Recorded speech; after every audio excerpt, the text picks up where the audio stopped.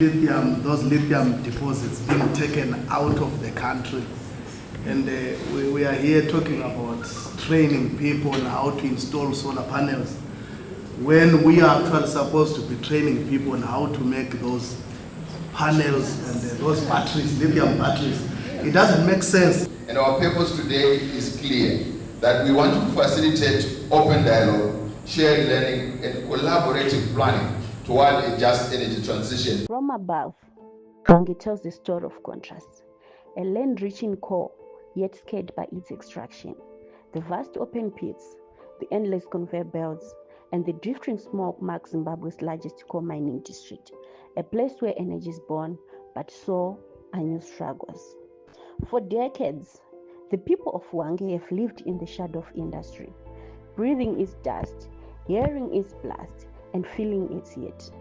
The coal that fuels the nation's power station has also brought air pollution, dried rivers, and forced wildlife closer to human settlements.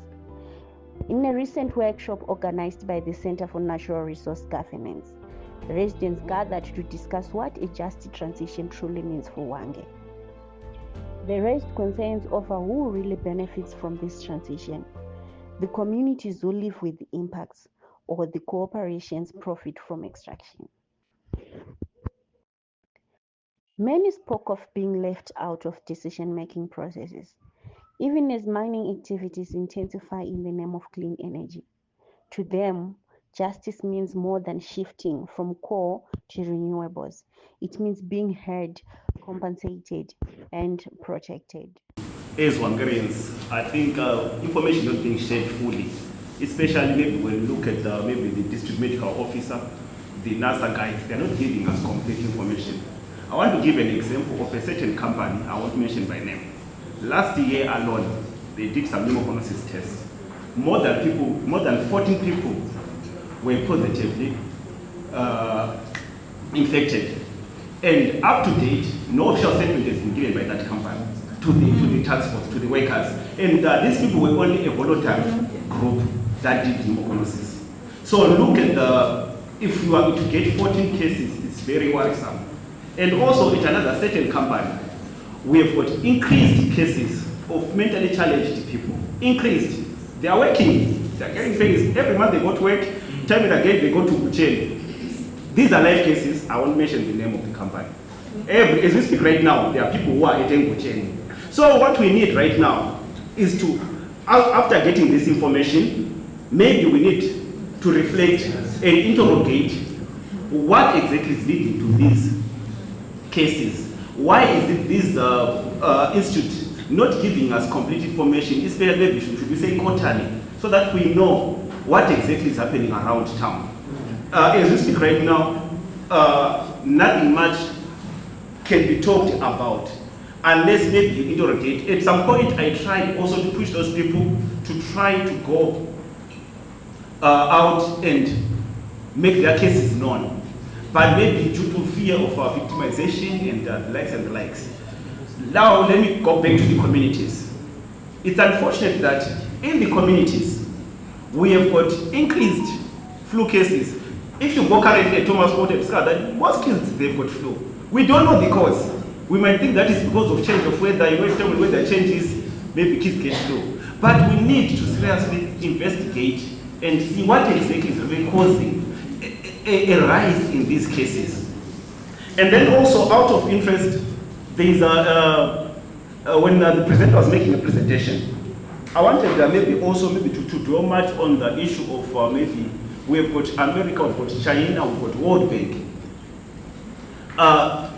They are actually sponsoring non-renewable, they are also sponsoring renewable energy. So there's this contradiction in how they do their things. What has been done to bring them to book, to say that you guys, as you speak right now, most of these companies that are saying locally, they are being sponsored by banks. They come in, you'll be surprised that even local banks, they are also sponsoring these activities. I know of a certain bank, I will mention the name also. But also these are cases that we should maybe also when we sit down, we invite these people, the stakeholders, I mean the NASA guys, the medical officers from Hwange district, and also the captains of various industries, so that at least we challenge these cases, looking at the information that we have at hand and what maybe we have read, so that we come up with a conclusive approach how we move out of what we are facing right now. Last year alone, there were very worrisome steps that were done after particular matter tests were done. It's very worrisome that the recordings for Hwange, it was more than 600. Yet the recommended by SARS, it's 150. And by World Health Organization, it's 45.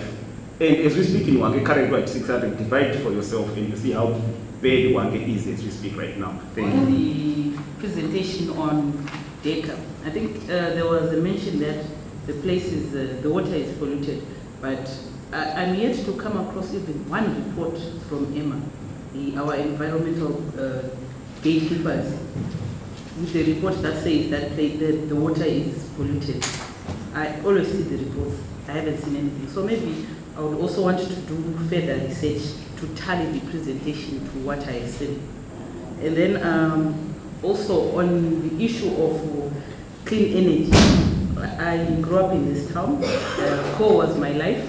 And I'm just thinking of the implications of the whole community when we go towards this clean energy. What's going to happen to us? It's really something that scares me right now. Does it mean that the mines are going to shut and people won't have anything to do?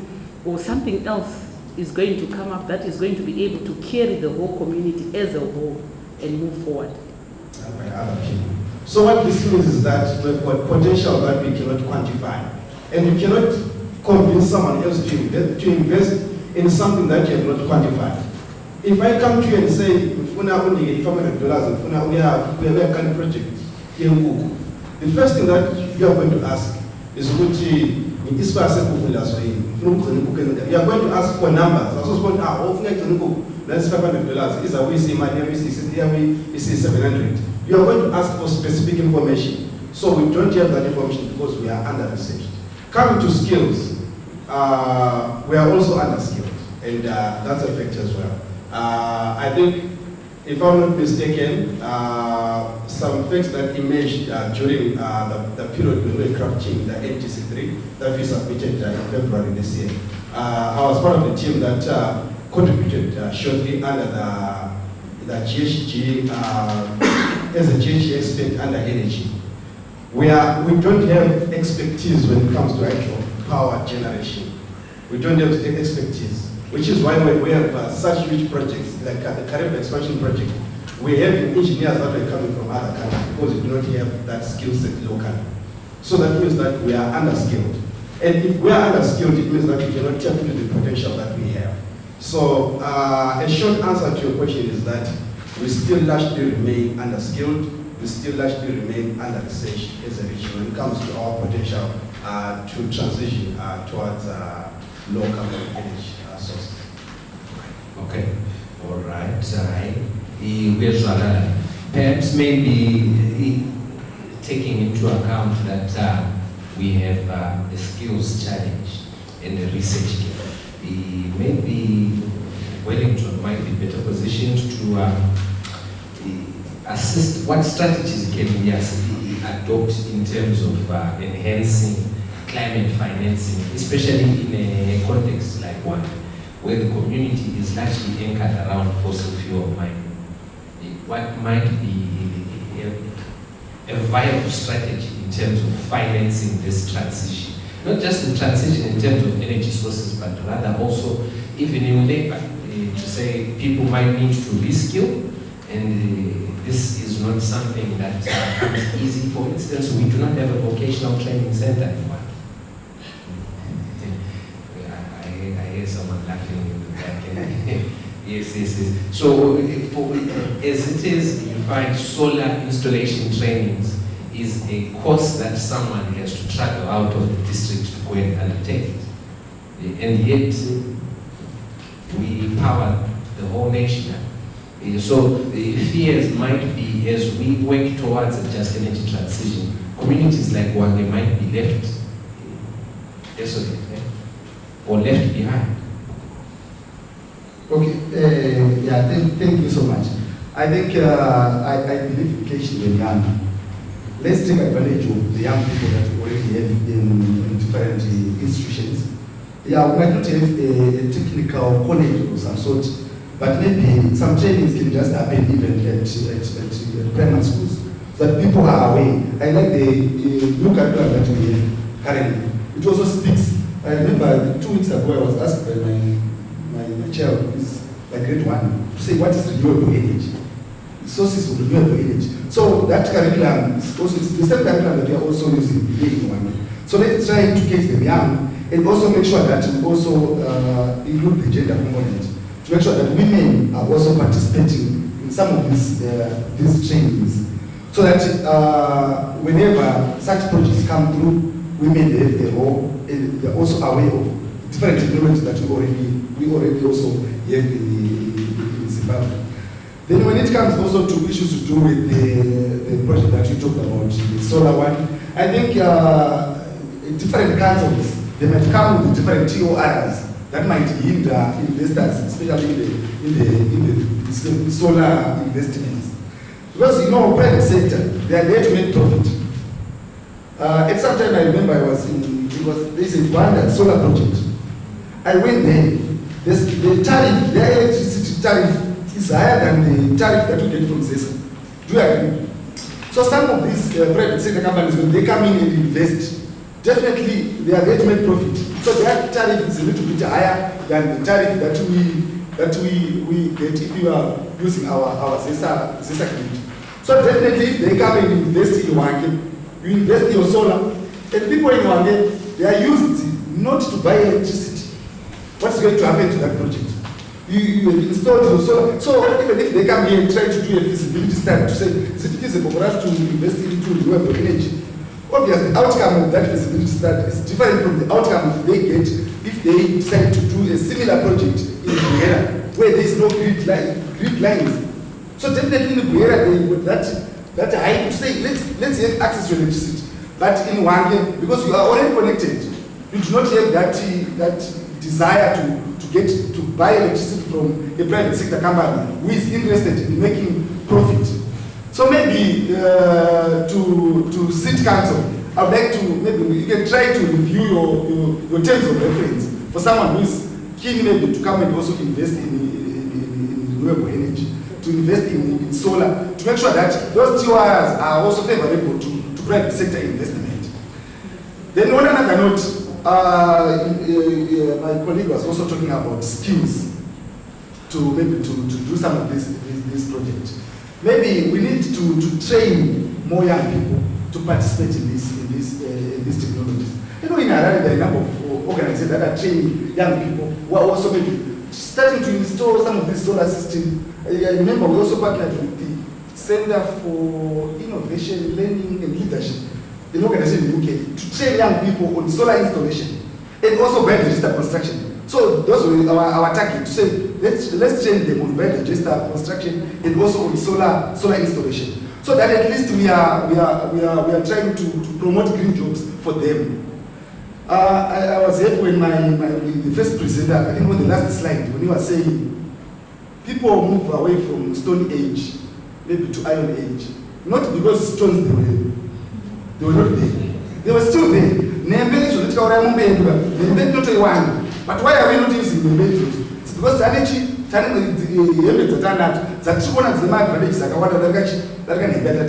so maybe it's just a matter of time. Maybe we might end up moving the whole of Zimbabwe to green energy. I have had the privilege of sitting in some boards or some meetings where these issues are discussed. So it's just about deals.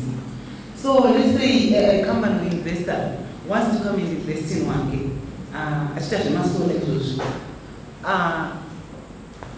Like what Councillor is saying, there's a lot of red tape and bureaucracy. So it deters the investor. Because you are told that even if you produce your clean energy, you must give us, trace up a national grid. Then us as ZESA, we are the ones who are going to distribute the electricity. it's an option. Then the other option, you are told that Vaka power line from Hwange to Sherwood. Yes, you must construct that power line using your own resources. Then when you start selling electricity, I want to know also one your money, the payback, so as a result, you find out that my investors are the also not won't make money because they are always to make money. It's what I already wrote down. I say that we do have skills. However, there is a discourse because there is a lack of resources as well as funding to actually enable those skills that we already have. I remember there was a time when we had a meeting, and then there were some engineers who actually came forth saying that we are here, we are doing innovations and stuff, but because we do not have the funding to enable us to actually go even to the schools to actually help our students, which are hands-on with some of these things that you want. Like for example, when we are talking about solar, they know they have the capacity to teach young boys or girls and stuff. But however, they do not have the funds to actually go to each and every school. But if you come up with a program whereby you say you want to fund, they can actually come and make it a program maybe for a year. They are teaching school-going kids. So they already know what solar system is, how is it installed, how is it repaired, and all those stuff. So there is no, we do not have resources. And also, like what my counselor was saying, we actually centralize things that make profit mostly. And then we decentralize the systems. That is how we have been structured, of which it affects the way the development happens within the country. My name is Jafet Lupata from Zimbabwe Diamond and Allied Minerals Organization of Zimbabwe. I will speak briefly, giving a background as to what challenges are we facing as a people in the mining industry. So maybe first and foremost, I will speak about poor salaries or salaries that don't meet the required NEC rates that are stipulated, and you also talk of other compensations which also happen to be supposed to be paid to employees. And in light with that, we also talk about the long hours that people work in the mining industry. Mine workers are supposed to work at least 8 hours a day, but now because of the coming in of the investors that we're having in the country, they are now forced to work extended hours, which normally extend to more than 10 per day. And this now becomes a challenge as they come home every day exhausted and they can't afford to take any other duties, including enjoying their time with their families. So yeah, we have such issues. Now, we also talk of issue of dust, the air that we breathe in the mine and in the community around us. It's just so polluted. And maybe as the labor advocate, I would go with the idea that really we go for strong discussions at national level in trying to speak about the nation going green. And as we go green, we now need to then move as a nation and leave no one behind. Whatever the nation decides for the Americans, let it be an issue for us and with us, no one left behind. Maybe just to run through 5 pillars that we then talk about in Zidamu. No one left behind, no worker must be left behind. Also, there's supposed to be an issue around social dialogue. This one is not negotiable. We talk of the investment in people. As we think of going green, let the companies, let the government invest in these people and we go with them going green. We talk of, yes, under the sun we would die. What happened? Because now the word something shivers down our spine. Can we hear just one? Temperatures are too high, it's not fine. Take it. This is a sign. It is really dead. Oh yes, in Uganda, yes. Uganda dead. But we have been careless with our climate. The fossil fuels we burnt. The forested forests we have deforested. The methane gases we produce but can contain and maintain our paper. amagaba that we throw anywhere and everywhere at any time and sometimes burn. It has turned into trash and it has depleted the ozone layer. It has gradually raised temperatures a lot quicker. Mtandazo, Hawasibaba, Tatareza. The heat so hot like hell. Oh please, spare the prayers to the heavens. We must not point a finger. Rather, let's stand and do. Plant more trees at home.